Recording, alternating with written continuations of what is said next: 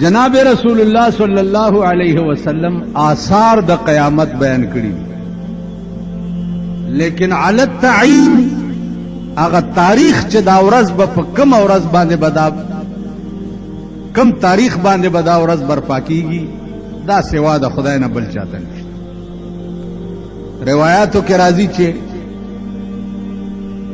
دا ورځ به د جمعې وي.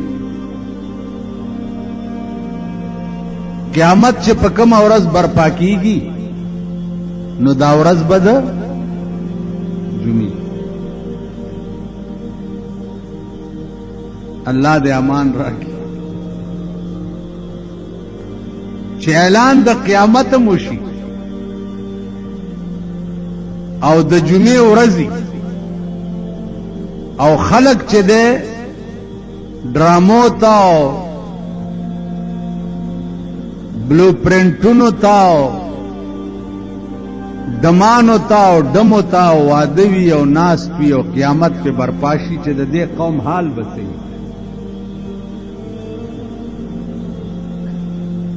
یو خدا چې قیامت راغی او ته په سجده پروت یې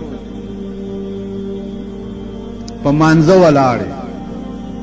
چرته الله الله کې قیامت راغی او ته ډمو ته ناست یې ډرامو ته ناست یې وی سیارونه ګورې د دې جمعې په ورځ لږ دې شي تم خیال وکړه. پاکستان حکومت ډېرې مهربانۍ کړې دي خو یو لویه مهرباني دام دا چې د ټول اتو ورځو ډمتوبونه جمعې ته راجمع کړي.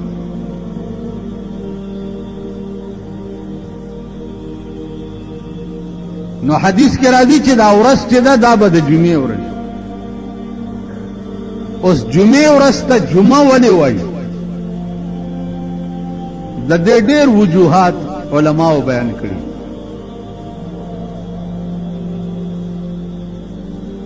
یو وجه دام ده چې د آدم علیه السلام او د بیبي حوا ملاقات په عرفات کې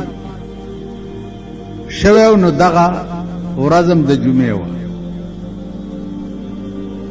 عرفات میدان ته هم ځکه عرفات وایي چې هلته تعارف شوی و د بیبي حوا او د آدم علیه السلام پیژندګلي 300 کاله پس شوی نو هغې ته ځکه عرفات وایي. بیا د دې دا ملاقات چې شوی دی نو دغه ورځ یې تم د جمعې ورځ وه. بل دې ورځې ته جمعه هم ځکه وایي چې خلق پکې مانځه ته جمعتونو کې ډېر راجمع کیږي. خو لویه وجه علماو دا لیکلې ده چې دې ورځې ته جمعه ځکه وایي چې د ټول کائنات دنیا چې ده په دغه ورځ به راجمع شي او خدای ته به پیش نو دا ورځ به د جمعې. جمعې ورځ د خوشحالۍ ورځ نه ده او نه د ګډېدو ورځ ده نه د کنجرتوب ورځ ده. جمعې ورځ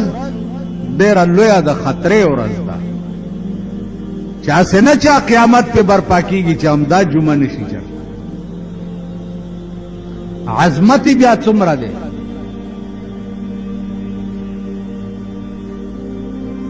عظمت یې څومره دی؟ عظمت یې دومره دی چې د زیارت په ورځ نور پرېوتو نه رستو او د جمعې په ورځ نور پرېوتو نه مخکې په دې ټایم کې کم سړي نه ساه ووته هغه باندې به تر قیامته پورې د قبر عذاب نه.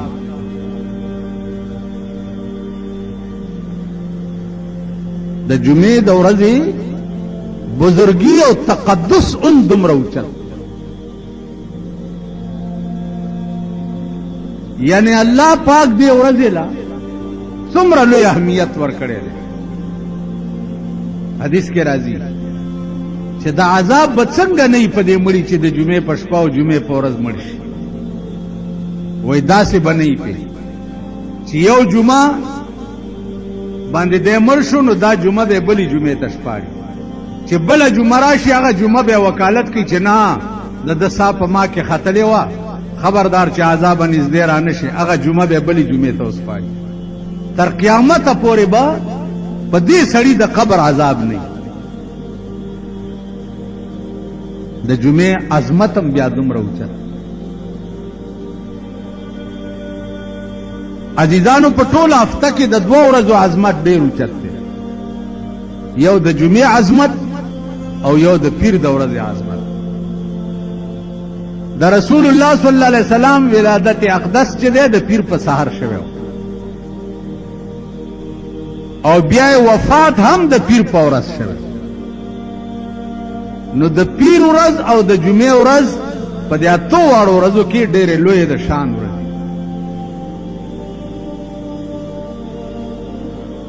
نو عزم دا کولو چې علت تعین تاریخ د قیامت معلوم نه دی لیکن چې کله برپا کیږي نو ورځ به د جمعې وي او برپا کیږي به څنګه اقتربت الساعة وشق القمر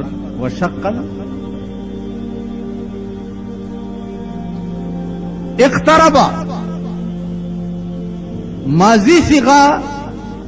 چې الله دې یو شي د پاره وای د دې دا معنا ده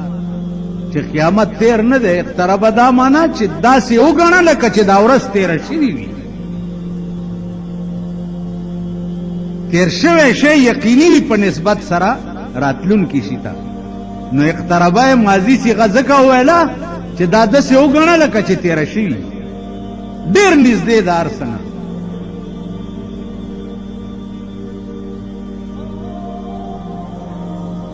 هیبت به څومره هیبت به دومره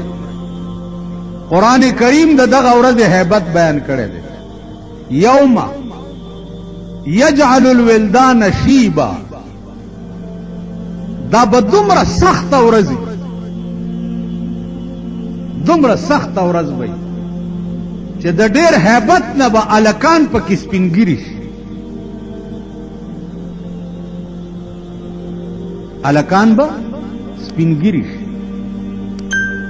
او السماء منفطر به آسمان به ټوکړي ټوکړي شي او پزمکه به راوغورځي دا د انساني عقل خبرې نه دي اسمان به مات شي د ډېر هیبت نه به ملایکې د اطرافو ته منډې ووهي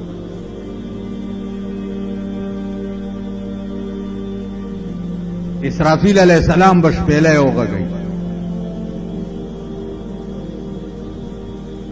په شپېلی کې به څه وایي په شپېلی کې به وایي چې او زړو شوو غوښو او زړو شوو هډوکو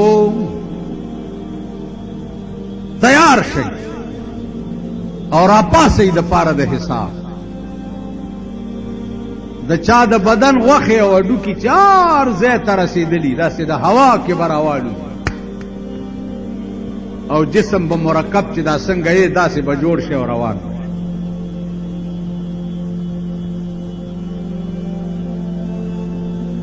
اوس کافرو به څه وي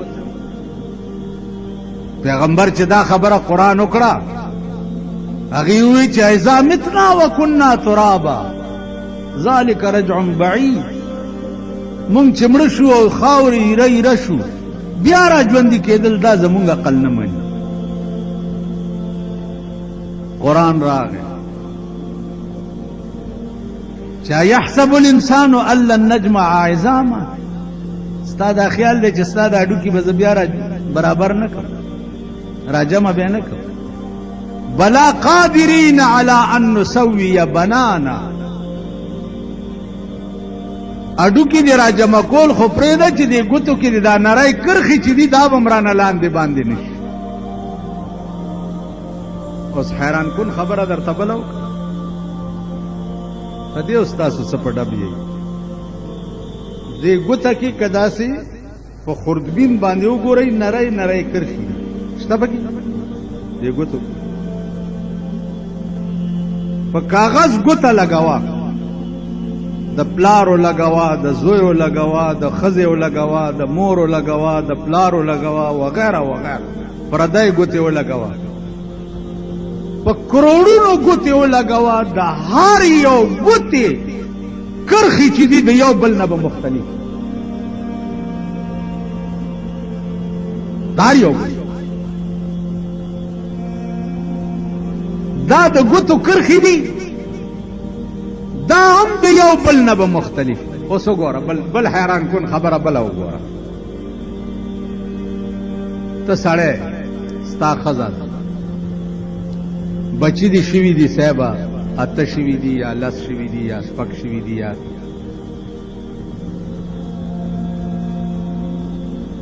ستا یوه نطفه ده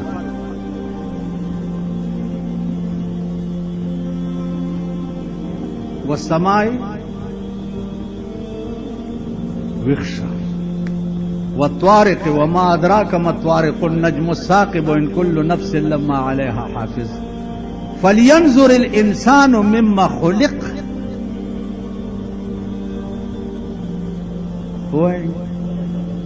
فلينظر الإنسان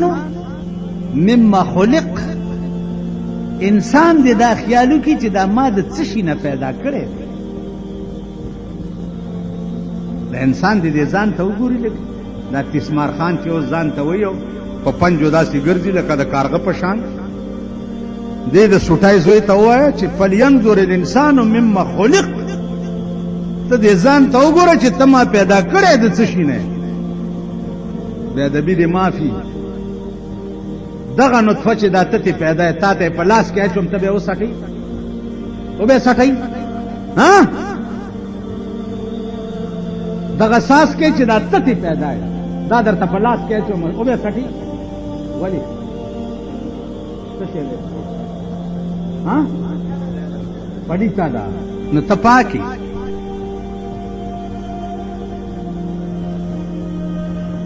بیا دغه نطفه چې دې سره یو ځای کېږي او د مور په رحم کې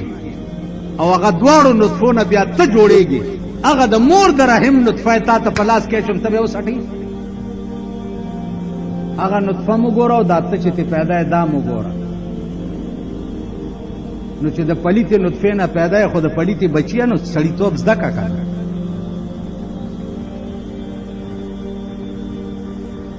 تاسو خیال فلینظر الانسان مما خلق. انسان خو د خدای وی دا خیالو کې لګ چې دا پیدا د څه شي نه دی. خلق من ماء دافق یخرج من بین الصلب والترائب. دا هغه دوو نطفو نه مې پیدا کړی دی چې د پلار د ملا نه راځي او د مور د سینو نه راځي. دې ته سوچ وکړئ. دا د حیرانتیا خبره نه ده. دوه ساس کې یو د مور رحم کې دی او یو ستا د پلار په ملا کې دی. دا دوه ساس کې د مور په رحم کې یو ځای کې او په هغه رحم کې ته اوس ما ته ووایه چې کومه ډانچه ستا جوړه شوې ماشوم چې څه وخت کې را پیدا شي د مور نه ته ورته ګوره دا د سترګو مشینري چا دننه نه استوا د دې بڼو دا مشینري چا دننه نه استوا د دې اډوکو دا مشینري چا دننه نه استوا دا د دې ګوتو دا قالب دننه چا دننه استو. دومره غوندې د پوکڼۍ عمره رحم دی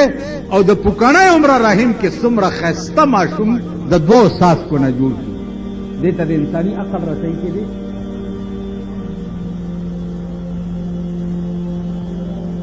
دې نه زیات حیران کن شی بل څه شی بیا په کومه لاره چې راوباسي عقل ورته حیران. قرآن څه وایي چې د مور په خېټه کې دې جوړ کړم نو د بار راتلو دپاره دې بیا څه پروګرام جوړ کړم ثم السبیل یسر د بار راتلو لارم درته اسانه کړم.